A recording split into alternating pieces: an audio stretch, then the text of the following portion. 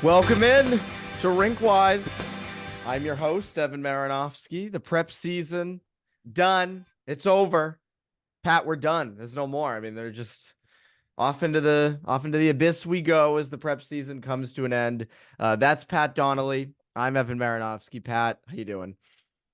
Good. We're still catching our breath after that flat out sprint last week. I know. But yeah, good to take a step back, look at the season as a whole, and we're doing our all tournament teams right now, so those are fun.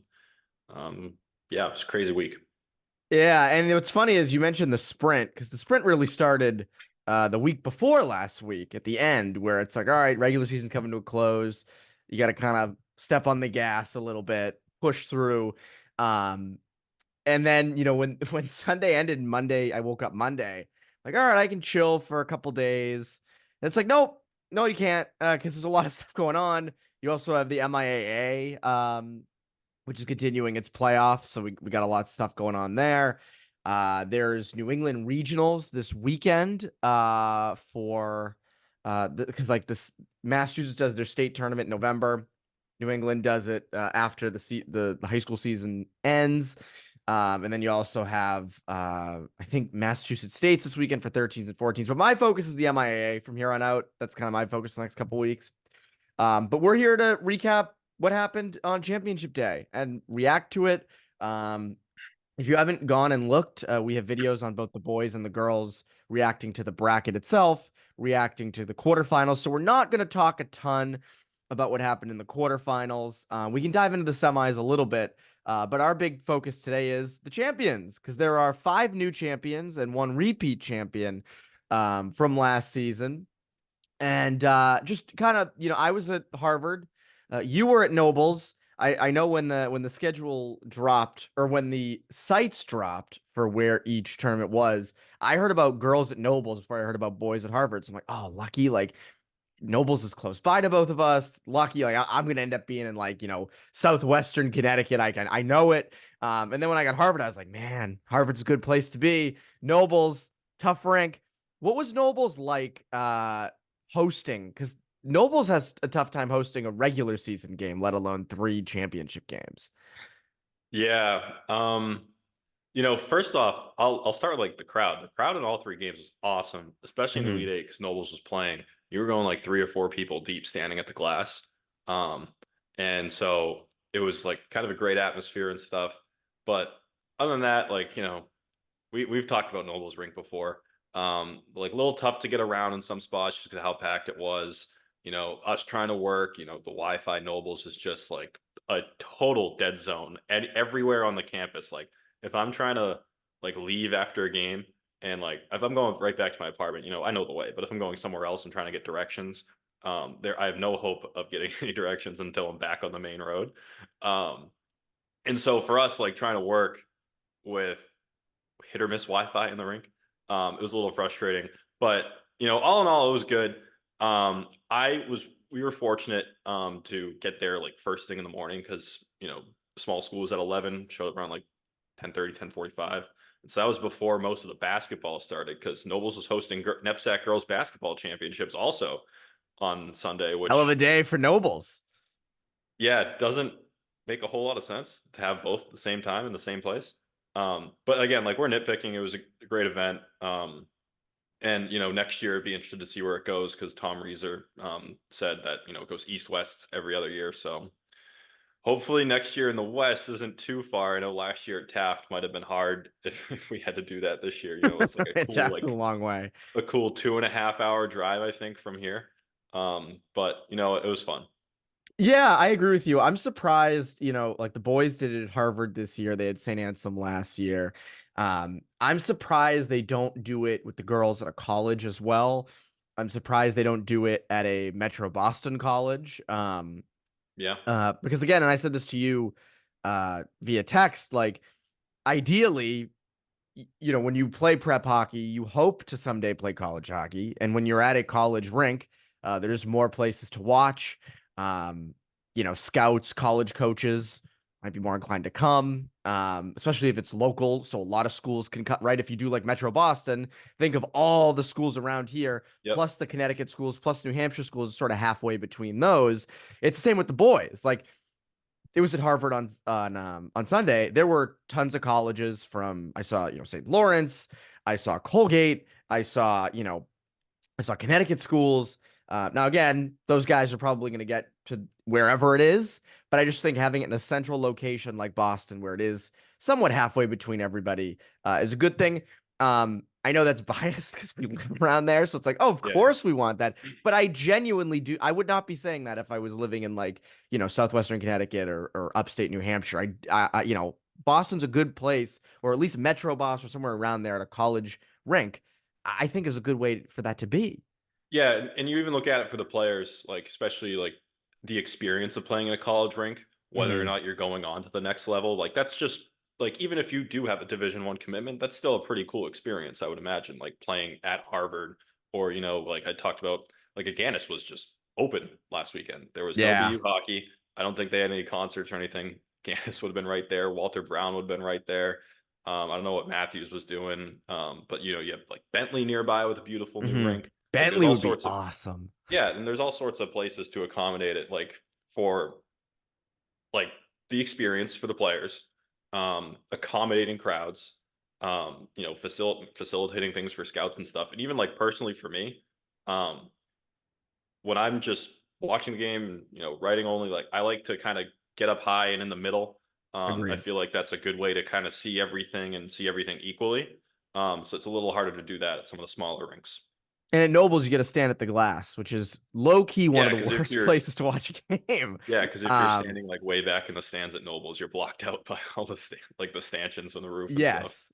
Yeah. So moral of the weekend, Nobles get a new rink. And if next year go to college if you can. Now if maybe they tried. I don't know, like Yeah, it's NEPSAC easier said easily than could have done, of tried. course. Yes. I mean, it's easy for us to sit here and say that. It's another thing to put it into practice. But Yeah, and like at Harvard, it was cool because the lighting is perfect. I mean, the Wi-Fi was not great at Harvard, I must say, but the lighting was perfect and it just looks cool. It's a big stage, like everyone's on top of the action. It was packed, especially for that Elite Eight game, which is where I want to start. Boys Elite Eight. People are like, can you please just get to the games? Stop complaining about stuff. Okay, we'll get to the games. yeah. First world Um, problems over here. yes, but if you could fix them, that'd be cool. Boys Elite Eight, KUA beats Cushing 3-1. Jack Sadowski continues his incredible season, finishes with 87 points. 87 points, I think like 36 games or something, bananas like Holy that. cow! I was really happy for him. I was happy for the whole KUA team, but I was happy for him because again, Arlington kid gets to play at Harvard. All of his family and friends were there, put on a show. He actually scored a third goal.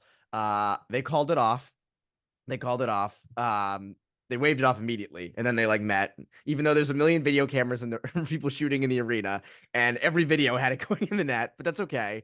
I had a Hockey East coach walk by me and be like, "Man, if those Hockey East refs were here, they still would have got that wrong, even with the video," which I thought was kind of funny. Hockey East refs would have called a penalty. That's true. Yes, Hockey East refs would have found a way to put Jack Sadowski in the box for like 10 minutes. But I will say, I gotta admit to something. 0 for 3 on championship day predictions, which That's I gotta tough. say, I gotta give credit to parents of those teams that won because I got a lot of crap. And I deserved it. I deserved it. I completely like hands up. I believe it. KUA, I was down by the ice interviewing people for the TV show after, and one of the parents is like, thank you so much for being wrong. And usually as a reporter, you hear that and you're like, ah. But then I was like, that's a good, like, if it's a prediction, you get to chirp me. You get full, you can say whatever you'd like to me. Um, and Kent parents, as I was walking down to the rink, they were just, throwing it at me. And then Canterbury, we were pre-recording a lot of the TV show that's coming out soon, before the game started. And I think it was Ryan Lucciarelli. It might have been someone else. I know he was there and there were a couple others there who were like, why didn't you pick us?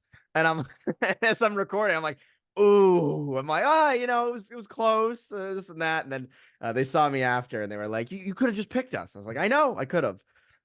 Which I thought was good. But the Elite Eight game, KUA, to me, I think going in, I valued Cushing's depth more than I valued KUA's high-end talent. And I think where I got it wrong and where KUA clearly got it right is KUA's high-end talent can win a game. Like, they won that game. That top line carried them throughout the entire Elite Eight, but especially that final game. Sam LeDrew does not get enough credit. I know he had 72 points on the year, which is absurd, but it gets overshadowed because someone had 80, because Sadowski had 87. His play and play driving, his work, setting plays up, some of his assists. He had two really nice assists among the three on Sunday. He was phenomenal. I think that top line along with Corwith Simmers just is phenomenal. I mean, it's the best. I would say that in my 2 years with prep, that might be the best line I've seen, and of any team. Cushing last year had Gardula and Resendez on the same line. They sort of rotated who was down the middle between like Emerson Marshall and I think like Jack Costanzo. That line was good, but it didn't do the damage that this KUA line did. And they were phenomenal. And then on top of that, you also had the goaltender Blake McMiniman, 5'8". He's smaller, but my God, Pat, I mean, this kid stops everything, and he's just so calm. And I saw it against St. George's. He made 49 saves because, again, we talked about that after that happened. KUA was outplayed, but McMiniman stood in there, made all the saves. Did the same thing against Salisbury, except for that 2-minute stretch where Salisbury scored 3 goals in like 2 minutes, and just like, I've never seen anything like that. But KUA, fought back, and McMiniman played well. And then, the other night, Cushing pressed after Bronson Hunt scored to make it like, I think it was 3-1. Cushing pressed hard and had all the pressure and got a bunch of chances, and McMiniman stopped them all. So, phenomenal tournament from him. Sadowski, LeDrew, Simmers, Andrew O'Sullivan on the back end, Jack McMinn on the back end. I mean, it was, they were the best team this year. I think I had them ranked number 1 the most. And they were the best team. A lot of people had like Avon above them throughout the year. I never really understood that. Avon was good, but I didn't think they were KUA, Cushing, even Brunswick tier. But yeah, Kimberly Union, that's Tim Whitehead had 3 titles from 16 to 19. Little drought, and now they're back. So Kimberly Union, Elite Eight champs, it makes sense. And that's tough for Cushing. 2 years in a row, you get to the championship. I felt really bad for the seniors on that team, like Emerson Marshall and some of the other guys. Because it's hard to get there 2 years. And it's really, you don't get back there all the time. And to get back there and lose twice in a row is difficult. And, it's 2 straight years that Cushing really couldn't get anything going offensively in a championship. But, a lot of credit just goes to them too. They had a really good season. Billick was awesome in net throughout the year. Just got beat by Sadowski's shots. Some of those weren't his fault in that championship game. But a good season, and I'm glad that the top 2 teams in prep were there at the end. So it was good. Good game. Yeah, it's especially you mentioned like, the seniors. That's always one thing that we always kind of forget about. When like these championships, we'll see it at MIA this week, and you see it in college too. Like especially like kids who might not be committed or Mhm. a little uncertain future, and you feel so bad. But Sadowski, I was looking. I'm pretty sure 87 points is the most since Jay O'Brien had 80 in 2018. It is. It is. Mhm. And then McMiniman, I saw he's obviously uncommitted, and being 5'8", smaller goalies will have their challenges, kind of making names for themselves. How much do you think this sort of boosts his stock? It definitely boosts it. There were tons of colleges in attendance on Sunday, so I think that it definitely helps. If he wasn't already on people's radars, he's only a junior and he's an 07. So he's young. Yeah. I think colleges definitely, are saying, all right, we got to at least watch him, because 5'8" that's not, you don't see goalies committed at 5'8". Yeah. Even under 6 feet, it's very hard. Because colleges, NHL scouts, they want tall goalies. Billick is 6'3". and huge and really good also. But McMiniman, again, I mean, even at 5'8", it's interesting the way he sort of plays the position because he doesn't get beat up high a lot. I would have to watch film on him again, but he comes out. He's sort of aggressive. He doesn't go down, like other goalies. He can't because he would leave the top open. He makes it work. So, do I think he's going to have a Division I commitment next week? No. But do I think that he's on radars and now being watched and teams are now at least being like having the conversation of, hey, we should look at this kid. Yeah, I think that they definitely are. I'm curious to see what happens with him. Does he go to, I think, select 17 this year? Like, is he at festival? Um, you know, Different viewing things during the summer. Then you also have the fall season, and he'll have a senior year at KUA next year. My guess is colleges will watch him, and some might say, hey, we need to see him in juniors. We need to see him against higher end competition before we can really make a decision. Others might say we're gonna take a flyer. We're gonna try this because again, he just gets it done. And it's the same with I wrote about this after the game on Sunday with Sadowski with NHL scouts. The knock on Sadowski is his skating. His skating, his frame, this and that. The kid just put up 87 points. Like he produces something right. Yes, he produces all the time at every level. You can go back and look, whether it was Arlington, whether it was Select 17s last year, he just finds ways to produce. Is he the flashiest? Not necessarily. But he produces, and there's something to be said for that. And I think it's tough for NHL scouts because, you want to be able to defend your pick, right? You want to be, he was 6'4", really good skater, high end skill. It just didn't work out, but the tools were there. The ceiling was there. I think some might be hesitant with Sadowski because it's like, well, the skating, but it's to me, like 87 points. He always produces. He has a great shot. He has such a high offensive IQ. Is an NHL GM in the 5th, 6th, 7th round going to say, why aren't we picking the kid who just put up all those points? Do I think Sadowski's the top NHL draft prospect in prep? No. But I think, if anything, sort of like McMiniman with college teams, Sadowski has consistently moved his way into the conversation of, hey, we should maybe think about this. Because again, the production's the production. And, I could see Sadowski being a kid who does well in juniors, and then goes to UNH, and by his, junior, senior year is putting up big numbers. And suddenly it's like, oh, we want to sign this kid to the NHL out of college. And it's like, well, you could have drafted him, a couple of years ago when he was still producing. And I get it. I completely understand the scouts' perspective on it. I'm not, being like, what are they talking about? I get it. But I do think there's another side to that argument that needs to be considered at the very least. So yeah, definitely. Interesting stuff. Let's move on to the girls' Elite Eight. Again, top two teams in girls. I texted you before the semis, and because I saw you picked Williston over Andover, and I was like, I would have picked Andover over Williston. Thankfully, you didn't listen to me. Williston wins over Andover. Nobles, though, takes it over Williston. The three-peat does not happen. And Tom Reeser's probably like, wow, I could have just gone out on a championship, and instead he's coming back again, but good for him. But Nobles wins it. What were sort of your impressions of that game and how it kind of came to be? Yeah. First of all, I was perfect in my Elite Eight predictions throughout the entire tournament. That's incredible. That which, is that like pat on the back. That is really. Yeah, I mean, it went chalk all the way. So like at some one point or another, you're like, it's all the favorites, but counts for something. But this was an awesome game. Anya Zukowska was, we talked about going into the tournament where Nobles doesn't give up a lot of shots or a lot of like high danger chances. So I think the hypothetical I said was, if they face a Williston, how is she going to look facing a heavy shot volume? Which obviously throughout the season, there will be games where you're giving up a lot of shots, but on balance, Nobles did a great job of killing plays all season. And she was awesome.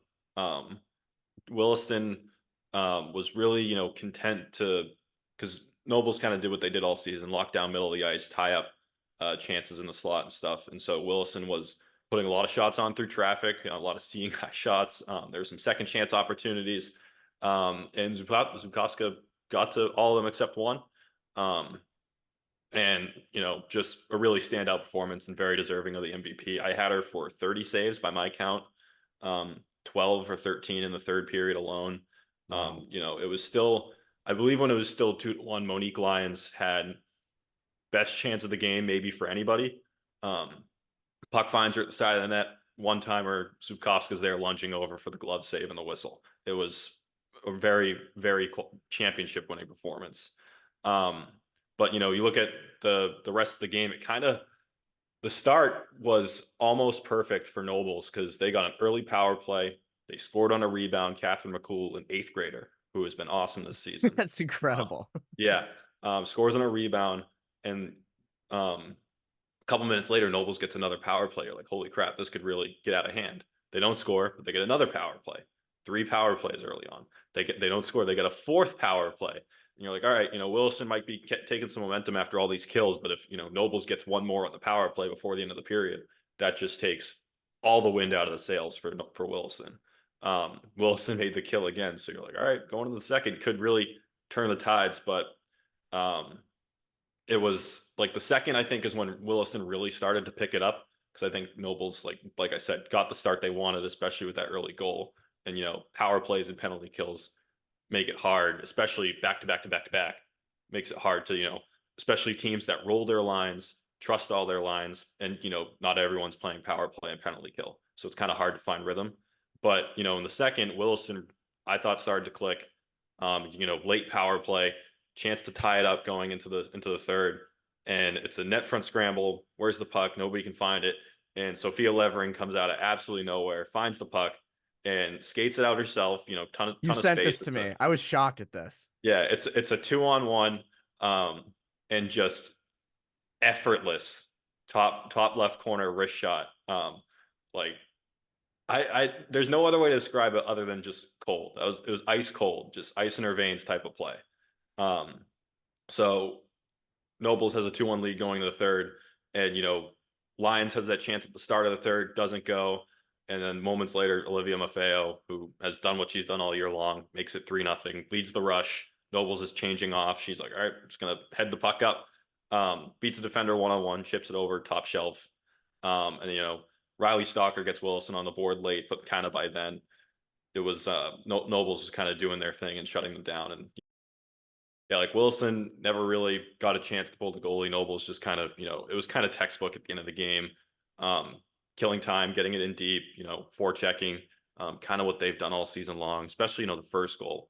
On a rebound, on a second chance opportunity, they've made a ton of offense out of those types of plays all season. So really just one of those signature games. At home, you win it all. Tom Reeser's coming back, but it still is 11th championship, first since 2020. Hard to script it better for Nobles.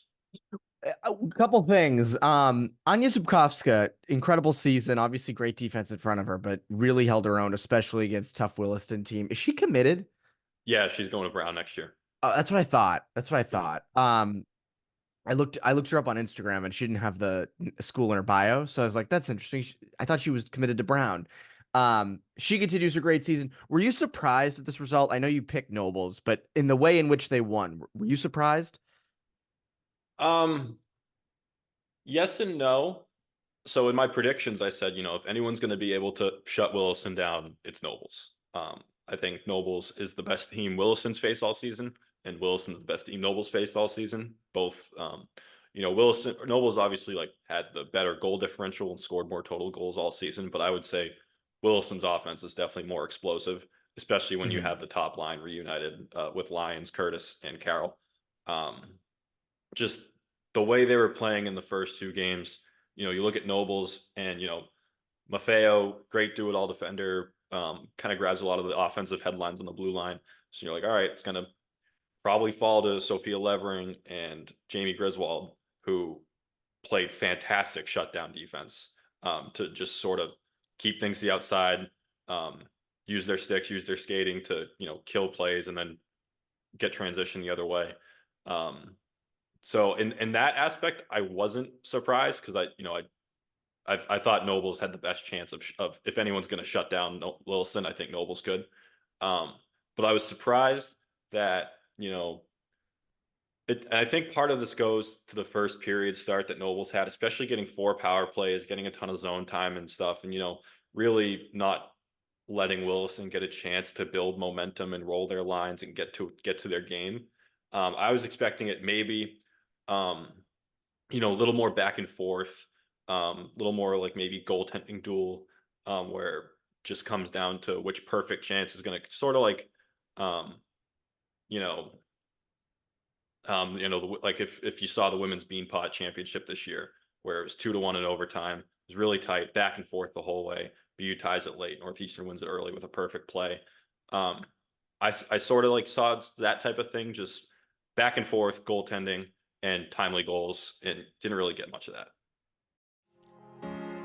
Hey, it's Bobby Moran, Director of Athletics at Thayer Academy. You know what? Experience matters, and Thayer Academy's professional coaching staff understands how to work with each student athlete to help them succeed. Our coaches and faculty are committed to ensuring both 5th to 12th graders feel known, connected, and prepared. This is Thayer's secret sauce, nurturing each student to reach their full potential. Here, success is truly a team sport.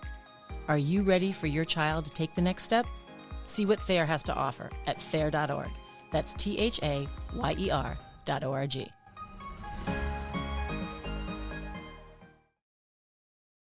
Do you want to skate fast? For 50 years, Laura Stam instructors have taught youth players to pros how to skate correctly, powerfully, and fast. Players who attend Laura Stam power skating programs learn how to skate fast by learning how to execute every maneuver in hockey. They become powerful, stable, efficient, and explosively fast skaters. If you can't wait for a clinic, join our subscription skills video service, and we'll show you the skills taught at our clinics in an easy-to-use video format with training plans to guide your training. Register or subscribe now at laurastam.com. That's LAURASTAMM.com. You can learn to skate fast. Prepare for the next level at Cushing Academy. Coach Pearl here, varsity boys hockey coach at Cushing Academy. If you're looking for the complete boarding school experience that combines elite level boys and girls hockey and a huge range of classes, look no further than Cushing.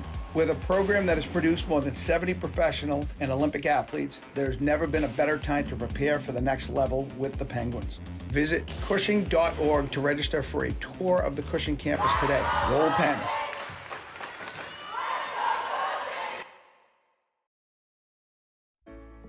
Hi, my name is Chris Santello. I'm the owner and president of Impact Hockey Consulting. After seeing and hearing how poorly hockey players and their parents were being advised with false hope and direction over the years, I decided to start Impact Hockey Consulting with a vision to help hockey players and families through their hockey journey. We do it the right way with an honest assessment and feedback of where they are in their hockey career. At Impact Hockey Consulting, we believe every player should be treated with the utmost respect and honesty to support their needs throughout their path. At IHC, we specialize in advising, mentoring, player development, video analysis, and the proper placement for each player. I welcome all RinkWise listeners to reach out.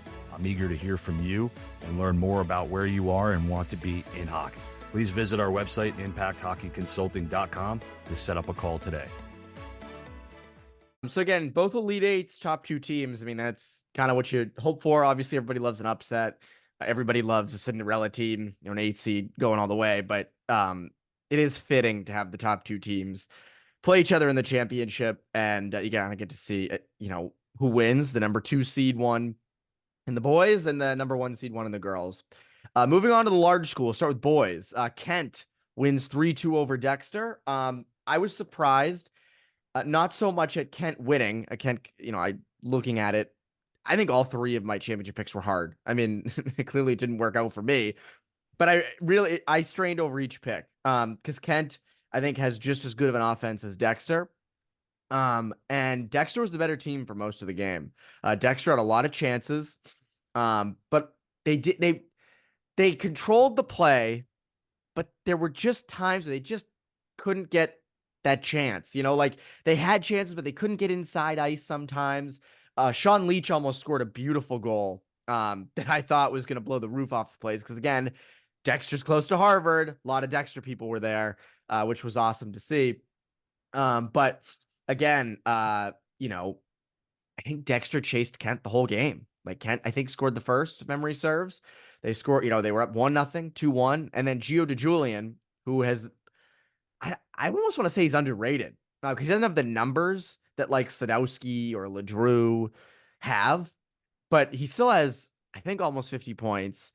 Legitimate NHL draft prospect. I think he's 6'1", Cornell commit, outstanding center. I mean, outstanding player. And he showed awesome on Sunday. I was talking to one NHL scout and he was saying how like, yeah, this definitely boosts his stock.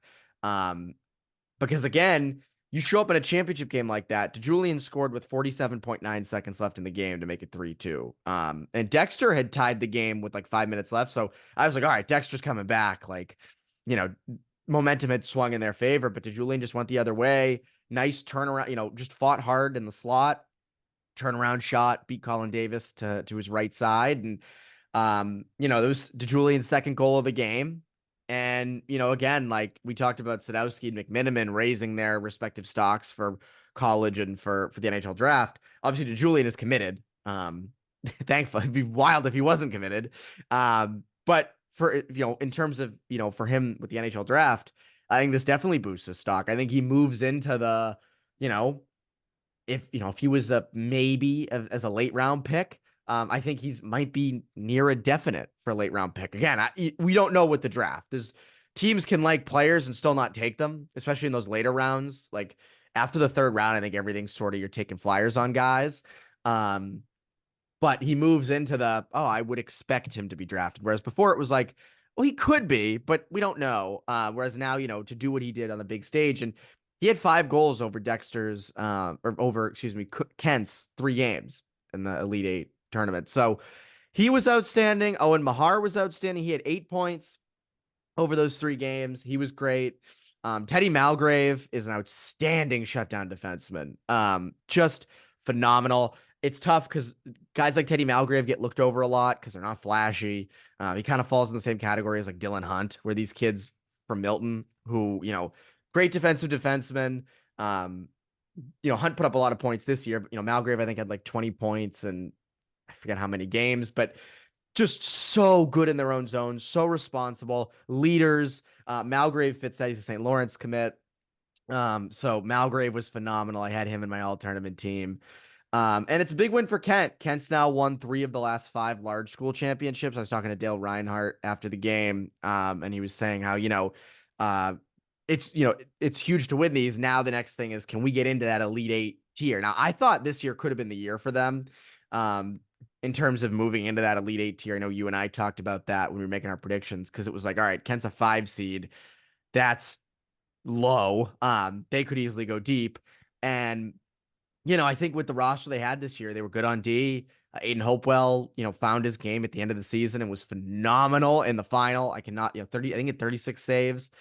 He was outstanding. He really, like, Dexter had some chances. He stopped him. And so I thought this year would be the year for Kent moving into the Elite 8 tier, but they get a large school championship, which is awesome for them. Great for the program. And they had high-end talent. And, also the other side, like Dexter, young team. Colin Emery was a beast throughout their run.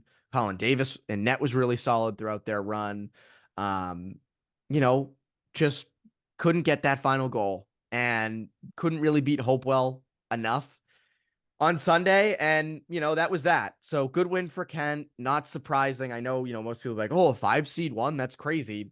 It's not really that crazy if you look at that roster and you look at what the expectations were at the beginning of the year. A lot of people thought they'd be an Elite 8 contender, including myself. So yeah, that was the boys' large school. It was good. It was good crowd though with the Dexter people. So that was fun. That was a good game. That was a good game. I may have had to run out in the middle of the second period though to get DoorDash. So I did miss a little bit of the game. My favorite thing was the DoorDash guy showed. Now it's hard. It's Harvard's a mess. Not a mess, but it's a mess with so many people. And, you have to go around the football stadium to get to the hockey rink.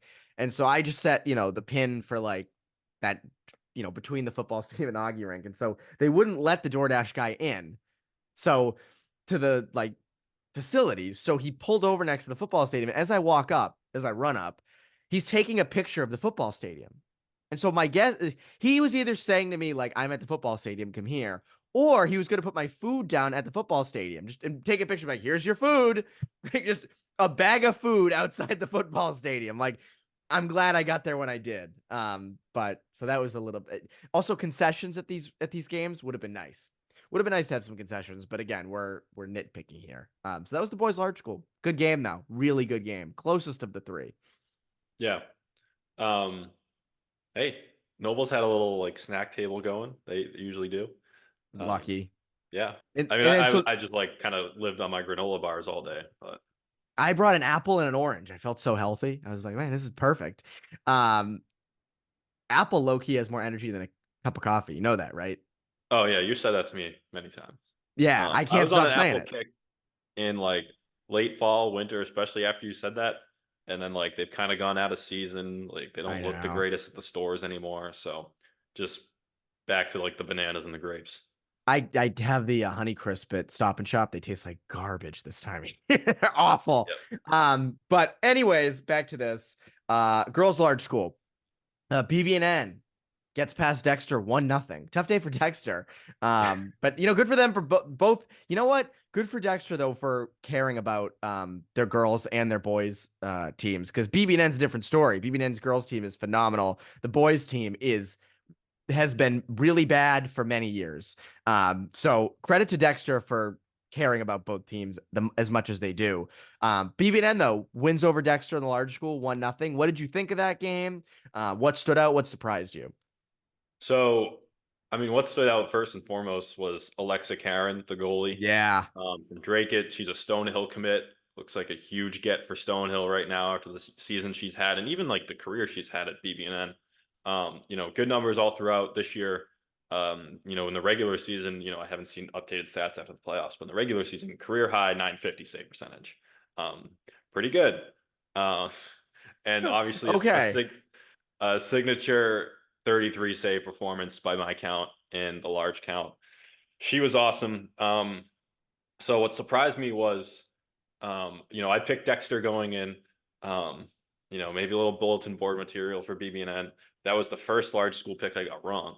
Yeah, you And cruised through those picks, all those picks. yeah, small school is tougher. Got two wrong, but anyways, Dexter had like both teams, like we talked about, getting hot at the perfect time. Dexter started the season 3-6. BB&N was 4-6-2, I think, in early January, They somewhere were around struggling. there. Yeah, like both teams had bad starts to the year, and BB&N had struggled without Hannah Weyerhauser at the start of the year, and so getting hot at the perfect time. Both goalies playing well. Annabelle Aitken for Dexter, Alexa Karen for BB&N. And in the first two games, Dexter just rolled right through their opponents. They shut out Exeter 4-0. That's a 3 versus a 6, so you can kind of see it, especially how Exeter struggled down the stretch. And then they get number 2 Westminster, who Westminster and Choate, and like sort of in that category of best teams not in the Elite Eight, and smoked them 5-1. It wasn't close, and so you're like, I got to stick with the hot hand and go with the hot offense here. Whereas on the flip side, BB&N had, picked up their offense, but not quite to the level Dexter had, winning games a little closer, playing a little more defensively, a more experienced team, by the way, and, riding the hot goalie. And so BB&N takes an early lead. Savannah Littlewood scores backhander in the slot after, just some great forecheck work from BB&N. Yeah, the goal And was early. If you weren't there at the beginning of the game, you missed yeah, this. it was 4 minutes in. And it felt earlier than it was actually. It felt like it was kind of one of the first few shifts. And just from there, it was Karen who went to work. Like Dexter, like deeper offense, a little more explosive. Especially in the third. Dexter, I thought it's like the second period and the start of the third, Dexter was really pouring it on, and Karan was awesome. She, tracking pucks well, not giving up many rebounds, killing plays when she needs to. Very just poised and sound in her movements too in the net. She's got a bigger frame too, which obviously helps. Um, and then in the third, I thought it was, the hallmark of the more defensive team, the more experienced team, where, later in the period, BBN had a couple just forechecking shifts where not even really looking to get chances that aren't really there, but just content to cycle, content to just go into board battles in the corners and bleed clock. Like I said to Belle Frazier, who was the freelancer writing the story there with us, those are championship winning shifts. It was like two of those back to back, and I just all I could think about. It was the sort of the same story as like the Nobles game where Dexter never really got a chance to pull the goalie, and so it was just a championship defensive effort for the Knights. Yeah, a lot of credit. I mean, to win a game 1-0, that's going to take a lot of defense for sure. Especially when you're sitting on the lead for over 2/3 of the game. I was going to say, to hold a 1-0 lead for that amount of time in a championship game, that is completely defense, and really good, strong, structured hockey. And BBN brought it. So BBN, the girls' large school champion. Now let's transition to the small school. On the boys' side, you always, the powerhouses are there in the Elite Eight. The Final Four for boys were Avon, Kimball Union, Cushing, and Salisbury. So those are 4 prep school powerhouses. We write about them a lot. We talk about them a lot. Kent and Dexter for the boys, always there. Canterbury and Rivers. Now, Rivers is another good, strong prep school for hockey. They were down last year just because they were young, but this year they get those top young talent like Carter Meyer and Finn Sears and Sam Podolfo and stuff, and they get all the way to the championship, which is incredible. But Canterbury, let me read you Canterbury's records the last couple years. So this year they went 20-10-2. Last year they went 12-16-1. So you're probably thinking, oh, that's a big jump, right? That's a big jump to then winning. Let me read you the rest of their records. 7-14-4. Then there was the COVID year. Then 4-22-2. 4-23-2. 10-17-3. 5-21-3. 11-13-6. 8-17-4. So that's the last 8 or 9 years. They've not been good. They've been bad a lot of those years. And I was talking to head coach Patty McCarthy after the game, and he was saying how, it was those kids like Sam Siapa and Ryan Stratton, who decided to come to Canterbury, that sort of revitalized them last year and brought them this year. Jake Stevens was another, Ryan Lucciarelli, Patrick Hesselin. And so it's great to see a program like Canterbury win. That's a big program shifting win. They were an underrated team all year. I don't think I ever had them in my top 10. They were always in the mix. They were always kind of at the bottom of in the hunt. They proved themselves to be a top 10 team this year. They were phenomenal. They outscored Tilton in the first round. Then I think they snuck past, I think it was Pomfret in the second. They just, I think it was like a 3-2 win. And then, they get past Rivers 3-1 on Sunday. They get a goal early from Logan Martell. They held on to the lead. Rivers pushed hard. I mean, you see it in championship games when a team is down. I would say most of the third period, Rivers was down 2-1, and they pushed hard, and they got a lot. They were aggressive. They went for chances. They had long offensive zone sequences, and Canterbury, kept him outside. Maxime Pitts had a great game in net. I think it was 23 saves, and made the necessary stops. And Canterbury held on. They bent. They didn't break. They got a nice empty netter at the end. And that was that. And it was a great thing to see for Canterbury because, again, as I said, to have I think it's hopeful. There are programs around prep right now that are not doing so hot. I mentioned BB&N boys as a perfect example. Look at the records. The records are awful. The last 10 years, they're really bad.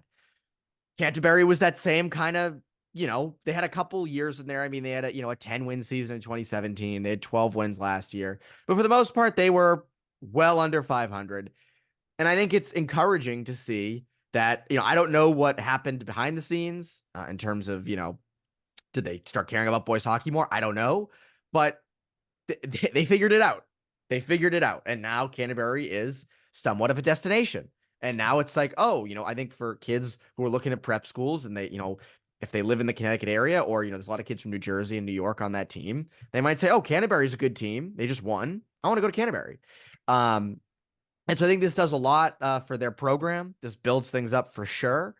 The question is now, can you sustain it? We saw Taft win the large school last year. They took a little bit of a dip this year, but it's still, I mean, they're in that post-winning time where there are higher expectations. So the question will be, can Canterbury duplicate, a similar season next year and continue? Will this help them recruiting? Which I would assume it would.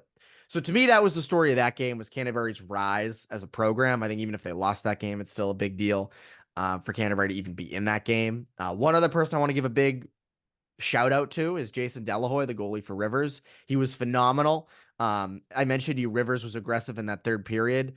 Canterbury got a bunch of chances, from Rivers, defense jumping in the play and things like that. And Delahoy was perfect in the third. He kept Rivers in it.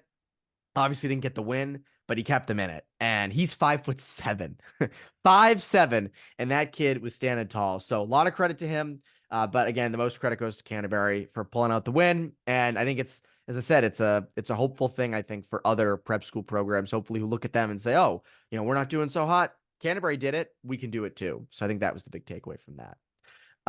Girls small school, New Hampton, the champion again, beating Groton. Again, they beat Groton last year in the final too, right? Yep. So, wow. I mean, can we do a three-peat next year of the same matchup? Like a 7-game series over the next 7 years. What did you think of that game? Yeah, I mean, so these were both teams also sort of in that Elite Eight bubble throughout the season. So kind of felt natural that like their number 1 and 2 seeds in the small schools felt kind of natural for them to meet. This was one I got wrong in my picks. New Hampton, it was, proved that they are more experienced. They have the championship after last season, deeper offense. Obviously the championship experience, a little older team. I think those were the biggest things for them because they had an awesome start, even though it was only 1-0 after the first period.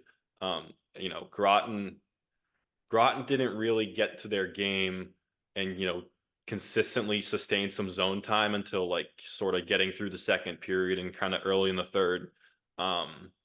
It was a little, I think New Hampton really just kind of smothered them and just took over throughout the game. You had the game-winning goal late in the third. Caroline Thomas kind of right place, right time. It was kind of broken play behind the net. Puck works out to her right at the side post. Veronica Hadamowski had no chance. Easy goal for Caroline Thomas for the game winner. Vera Lee, I didn't think was super busy on balance of the game for Canterbury, but when she was tested the most late in the second, early third, and Groton's trying to make a late push, they pull the goalie. She was awesome when she needed to be. Made the necessary saves, locked it down, and even then, like when Groton was getting their pressure. I didn't think they got, a ton in grade A ice. There was like kind of 2 back-to-back chances where she kind of stuffed Tina Scalise like kind of near the side of the crease. But other than that, it was a very like stout defensive performance from New Hampton. And, the opening goal was just gorgeous on the power play. And I misspoke. It was 0-0 actually after the first. Scoring didn't open until How the dare second. you? How dare you misspeak? I know. Come on. Yeah, it was a power play goal. Huskies working around the umbrella, and Julia Laughlin, who had a fantastic tournament. I don't think she scored, but a bunch of assists. I think maybe 5 assists in the 2 games. Just awesome pass to Reese Luber at the far circle for a one-timer. Luber had 2 goals in the semis, opens the scoring in this one. She also had an awesome tournament. And Groton sort of, like I said, sort of kind of gained some momentum at the second. Tina Scalise, who else? ties it early in the third with a shot from the circle. It kind of looked like one Lee should have had. But, from my vantage point, it was a little tougher to see. It was at the other end of the rink. And, just like I said, the timely goal for Thomas. And, it came down to the goalies. Both goalies were awesome, but Adamowski had no chance on the game winner. Yeah, I mean, again, that's big for New Hampton to win their second straight over Groton. So yeah, I mean, it was a good day. It was a good day of hockey. I mean, I think 3 straight championship games are always good. It can be tough, I think, for teams because it's the day after the semis. Like a team like Kimberly Union is traveling 3 hours down to Boston from where they are to play, and you have a lot of other teams traveling. And you're playing at a neutral site. Neutral site games are always weird. The Super Bowl is kind of weird. It takes a little while for teams to get into their groove. But 6 good games, 5 new champions, one's the same.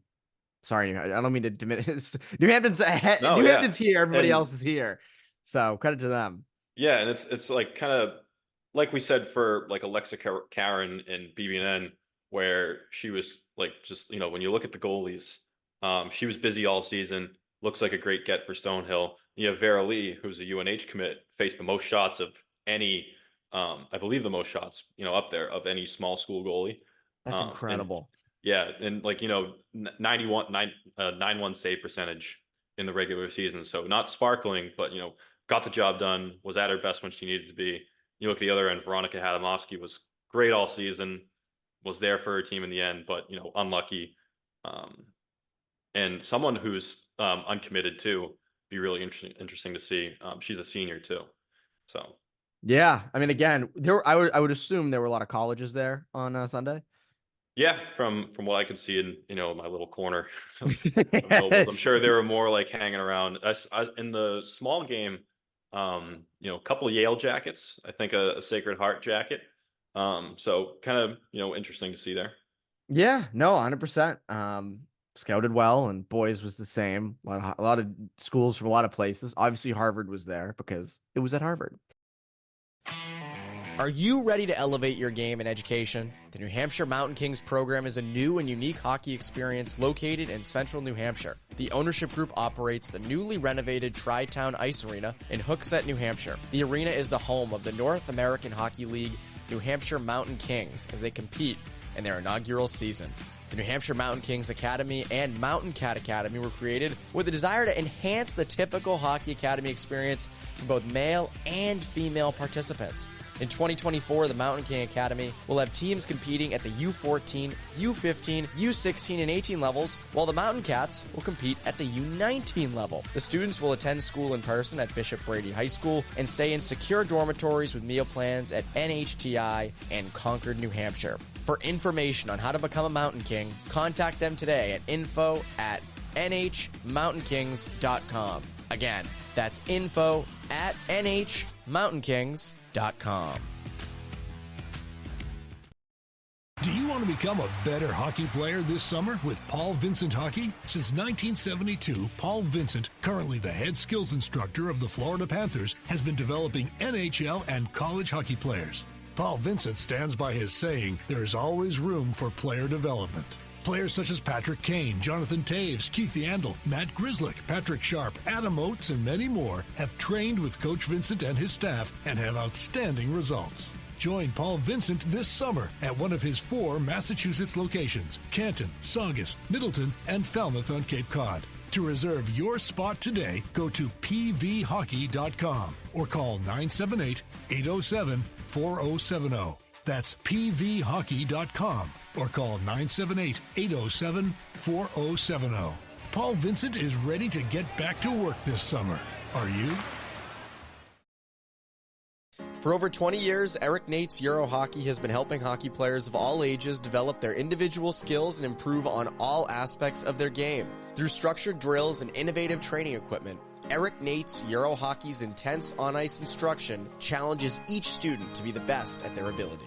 Find a hockey clinic or summer camp that is right for you today at nateshockey.com. That's N-A-T-E-S hockey.com. Eric Nate's Euro Hockey, trained to be the best. Now, before we go, There's no other better way we could end this podcast than with our great producer, David Yaz, and our famous segment, Overtime. Overtime. Yes, indeed. Welcome back to Overtime, where I lob some questions the way of our panelists here. They are unprepared for this. So we're going to go kind of simple today, and just 3 questions for each of you on the great sport of hockey. So you can take a look at your screen. And question number 1, what are the mistakes that will drive coaches crazy more than anything else? So good advice for our high school players out there, or really anybody. In your experience, what's the answer to this? Evan, you go first.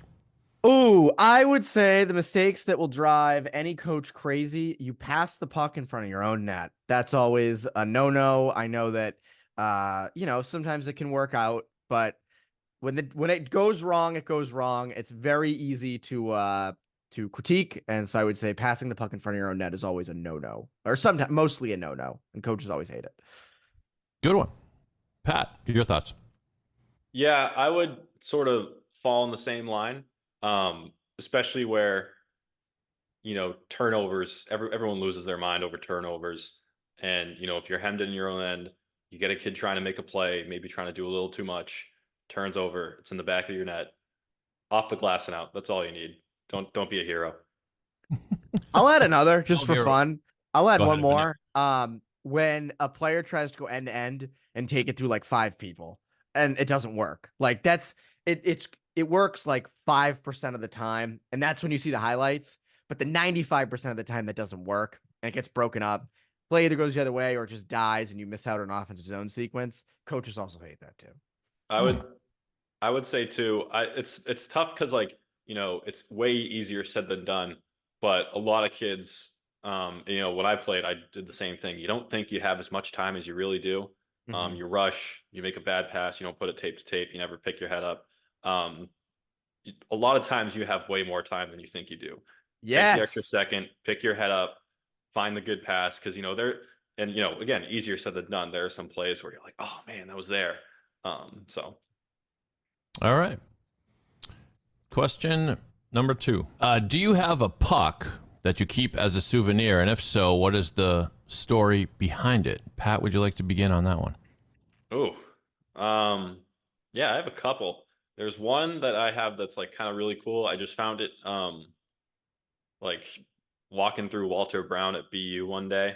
I think it was during a practice. I was about to go talk to Brian DeRocher, for the game preview story for the women's hockey team. And I see a puck that has the 2020 Frozen 4 Boston logo. It was supposed to be at Aganis. It never happened because of COVID. So I think that's pretty cool. Like the collector's item. Yeah, never happened. Also, I'm pretty sure what you did was what they call stealing it, but that's okay. I would have done the same thing.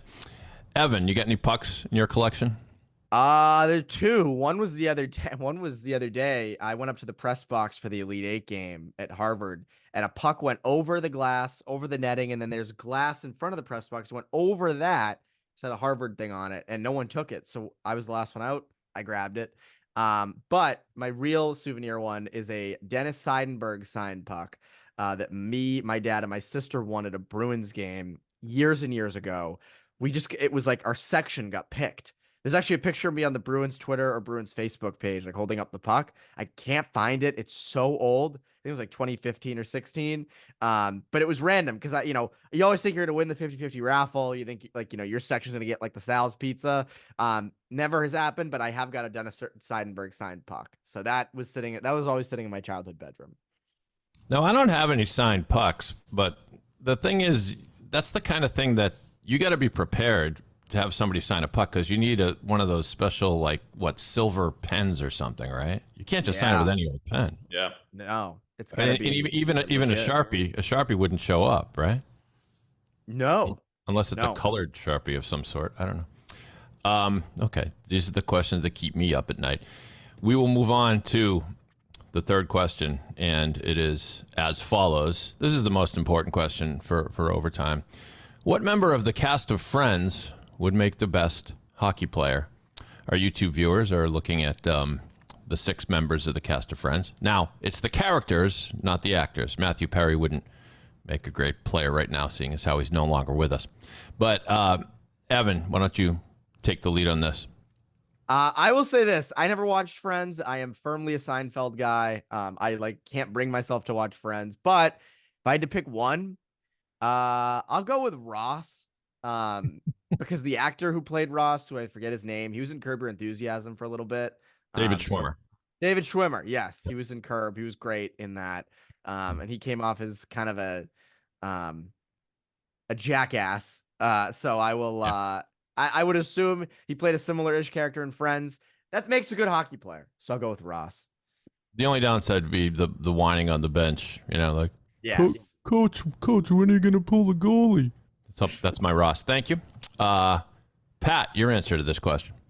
Yeah, I'm also a Seinfeld guy, but I have watched Friends. I'm going Joey. Rangers fan, kind of like a little bit of a dopey jock, Joey. Joey, okay. Well, he's built for it. We don't know how coordinated he would be. Yes. He'd be like the kid every high school team has that maybe isn't the best skater, but hits everything that moves. And when he does score every once in a while, everybody goes crazy. Right. You both may have hinted at something that Friends is one of the more overrated shows in television history, and so I don't blame you if you haven't watched it or watched the whole thing. Side note, personal note, two of my fraternity brothers at Penn, they were key writers, lead writers the first season of Friends. And some of those episodes when there's a throwaway line like, "Oh, did you hear from Eric Prower, Joey?" It'll be like the name of one of my fraternity brothers. Wow. That's very cool, though. Yeah. Jeff Astroff and Mike Sikowitz, they've gone on to other cool things as well, but never really, how could you hit the success of the first season of Friends? And I maintain that after they left the show went downhill, and everybody was just dating everybody else. And so, Evan, you're not missing much. Yeah, anyway, I haven't had the huge desire to watch Friends. I know it's been on Netflix forever, or it was, and I never really, I'd see clips of it and I'd be like, meh. And I guess you could see clips of Seinfeld without context and be like, meh. But still, Seinfeld, I think we can all agree Seinfeld holds up. Time. Yeah. So yeah, I'm a Seinfeld guy. Curb, I guess, is not a sitcom. Curb, you have to give Curb some a seat at the table there too. Oh God, yeah. Yeah. At any rate, terrific job on overtime, gentlemen.